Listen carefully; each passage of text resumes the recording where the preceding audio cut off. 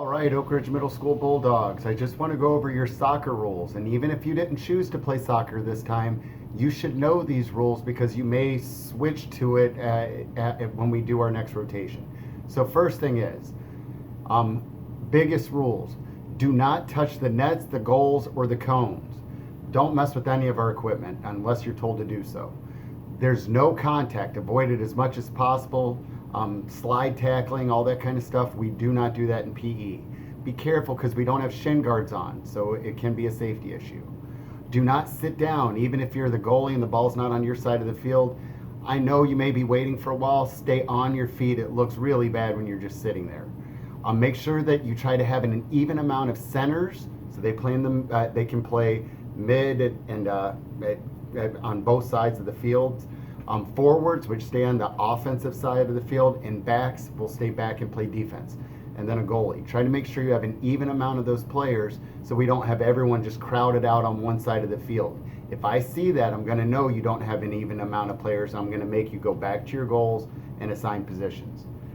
And before the game starts, meet in front of each of your soccer goals, the one you're defending, and count off the players and make sure if they have two more people than you, ask for a player. If it's one more person than you, we can't cut that person in half, so don't worry about it. Just play it. All handballs will result in a turnover. We're not going to be doing penalty kicks and stuff like that because it's just too dangerous without real goalie gloves and all that kind of stuff. And this field is significantly smaller. So also know if the ball's going to hit you in the face, just use your hands. It's PE. I don't want anyone getting hurt. You'll see orange boxes painted in front of each soccer goal. That's only for the goalie. That means no offense, no defense. Nobody is allowed inside of the goalie box. And I'd like the goalie to try to stay right in front of the goal. That way you're not right on that line and getting kicked when somebody comes right by the line. So goalies stay by the actual goal. Everybody else stay outside of the orange box. The game will begin with the goalie for the team located closest to the woods or the preserve side.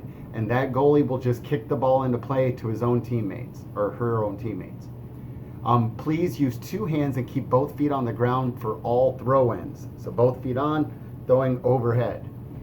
The offensive team will corner kick if the ball goes out of the end or goal line and last touches a defender. Okay? So the offensive team will take the ball from the corner and kick it back into play. The goalie will kick the ball back into play if the offensive team kicks the ball past that end line. And then leave the ball in the preserve side or the woods side of the field at the end of class and no extra kicking. When you hear us blow the horn, that means the game is over. Put it away and start heading in. I think if you follow those rules, we'll have a great semester.